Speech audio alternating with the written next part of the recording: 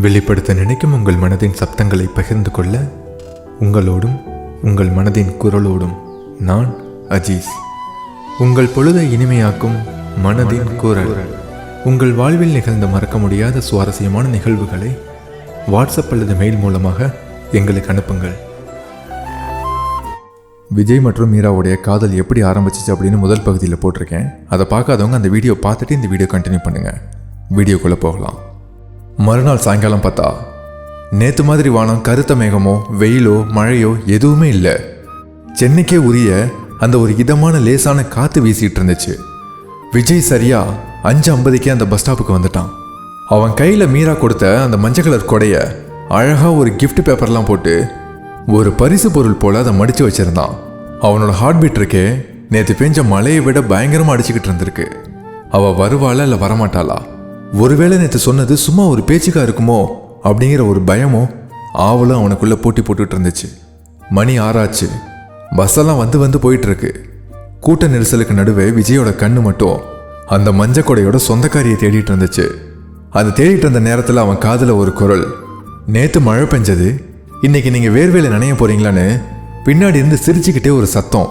விஜய் சடார்னு திரும்பி பார்க்குறான். அங்கே மீரா நின்றுட்டு இருந்தா. ஒரு அழகான சுடிதாரும் முகத்தில் அதே துள்ளலான ஒரு புன்னகையும்.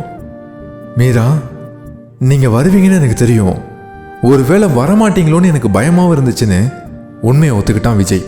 கையில் இருந்த கொடையை அவகிட்ட நீட்டிக்கிட்டே பேசுகிறான். மீரா அந்த கொடையை வாங்கிட்டு, நான் சொன்ன வார்த்தையை காப்பாற்றுறவங்க, அதுவும் இல்லாமல் என் கொடை உங்ககிட்ட பத்திரமா இருக்கான்னு பார்க்க வேணாமான்னு ஒரு சின்ன குறும்போட சிரிச்சுக்கிட்டே பார்த்தா. அதுக்கு விஜய் சொல்கிறான், உங்கள் கொடையை நான் ரொம்ப பத்திரமா வச்சுருக்கேன், நீங்கள் வேணா பாருங்களேன், ஒரு சொட்டு தூசி கூட அதில் பட்டிருக்காது. 2 பேர்த்துக்கும் நடுவில் ஒரு சில நிமிஷம் மௌனம் மட்டும்தான் இருந்துச்சு. நேற்று மழையில் சத்தமாகவும் அவசரமாகவும் அவங்கள பேச வச்சிச்சு. ஆனால் இன்னைக்கு அமைதியான ஒரு மாலை பொழுதில் அவங்களுக்கு என்ன பேசுறதுனே தெரில. விஜய் மெதுவாக தொண்டையை நினச்சிக்கிட்டு, மீரா, நேற்று உங்கள் ஃப்ரெண்டோட நிச்சயதார்த்தத்துக்கு கரெக்ட் டைமுக்கு போயிட்டீங்களா? உங்கள் ஃப்ரெண்ட் என்ன சொன்னாங்க அப்படின்னு பேச்ச ஆரம்பிக்கிறான். ஓ, கரெக்டாக போயிட்டேன் விஜய். ஆனால் உள்ளே போகும்போது என் தலைமுடி கொஞ்சம் கலைஞ்சிருந்தது. என் ஃப்ரெண்டு அதை பார்த்துட்டு, என்னடி பைக்கில் வந்த மாதிரி இருக்குன்னு கேட்டா. நான் ஒன்றுமே சொல்லாமல் சிரிச்சுக்கிட்டே போயிட்டேன் விஜய்னு கண்ணை சிமிட்டிக்கிட்டே பேசுகிறா. விஜயோட முகம் லேசாக செவக்குது. அவன் கேட்குறான், அப்போ இன்னைக்கு மழை வர மாதிரி தெரியல, உங்களுக்கு எதுவும் அவசர வேலை இருக்கான்னு. இன்றைக்கி எனக்கு எந்த வேலையும் இல்லை, ஏன் கேட்குறீங்கன்னு கேட்குறா. இல்லை, பக்கத்தில் ஒரு நல்ல காஃபி ஷாப் இருக்குது, அங்கே ஃபில்டர் காஃபி ரொம்ப நல்லாயிருக்கும்னு சொல்லுவாங்க. உங்களுக்கு நேரம் இருந்தால் பாருங்கள், நம்ம 2 பேரும் சேர்ந்து ஒரு காஃபி சாப்பிட்லாமான்னு உள்ளுக்குள்ளே இருக்கிற ஒரு தயக்கத்தை மறைச்சிக்கிட்டே கேட்குறான். மீரா கொஞ்ச நேரம் விஜயை பார்க்குறா.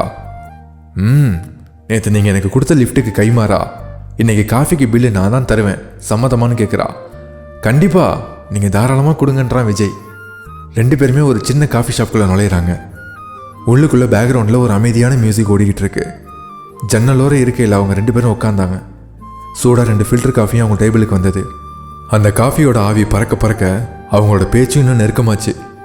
விஜய் அவன் வேலை செய்கிற ஐடி வேலையை பற்றியும், மீரா ஒரு ப்ரைவேட் ஸ்கூலில் டிராயிங் டீச்சராக இருக்கிறத பற்றியும் 2 பேரும் எக்ஸ்சேஞ்ச் பண்ணிக்கிறாங்க. மீரா நிறையா பேசுகிறா. எனக்கு சின்ன குழந்தைங்கன்னா ரொம்ப பிடிக்கும் விஜய். அவங்க வரைகிற ஓவியங்களில் எந்த ஒளிவு முறையும் இருக்காது. மனசில் என்ன இருக்கோ அதை அப்படியே வரைஞ்சிடுவாங்கன்னு அவங்க ஸ்டூடெண்ட்ஸை பற்றி நிறையா பேசிகிட்டு இருந்தா. உங்ககிட்ட பேசுகிறதும் அப்படி தான் மீரா இருக்குது, ரொம்ப இயல்பா, எந்த முகமூடியும் இல்லாமல் வெளிப்படையாக இருக்கீங்கன்னு விஜய் மீராவையே பார்த்து பேசிகிட்டு இருக்கான். மீரா காஃபி குடிச்சுக்கிட்டே கேட்குறா, விஜய், நேற்று பஸ் ஸ்டாப்பில் எவ்வளோ பேர் இருந்தாங்க, ஆனால் நீங்கள் ஏன் எனக்கு மட்டும் ஹெல்ப் பண்ண வந்தீங்கன்னு டைரெக்டாக கேட்குறா. விஜய் சிரிச்சான்.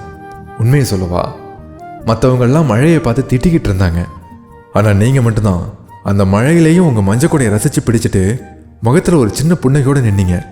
அந்த புன்னகை தான் என்னை உங்ககிட்ட பேச வச்சுச்சு. மீரா வெக்கப்பட்டு தன்னோட முகத்தை கொஞ்சம் திருப்பிக்கிட்டா. காஃபியும் தீர்ந்துருச்சு. ஆனால் அவங்க பேச்சு மட்டும் வளர்ந்துக்கிட்டே போச்சு. நேரம் போனதே தெரியாமல் கிட்டத்தட்ட 2 மணி நேரம் போயிடுச்சுன்னா பாருங்களேன். 2 பேருமே வெளியூர்லேருந்து சென்னைக்கு வந்து வேலை செய்கிறாங்க.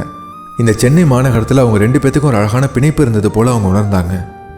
மணி 8 ஆச்சு. அந்த காஃபி ஷாப் விட்டு அவங்க வெளியில் வந்தாங்க. இந்த மாலை பொழுது உண்மையிலேயே ரொம்ப நல்லா போச்சு Vijay, and thanks for the coffee விஜய்ங்கிறா மீரா. அட, நான் தாங்க உங்களுக்கு தேங்க்ஸ் சொல்லணும். இனிமேல் நம்ம அடிக்கடி பார்க்கலாமான்னு ஒரு தயக்கத்தோடு கேட்குறான்.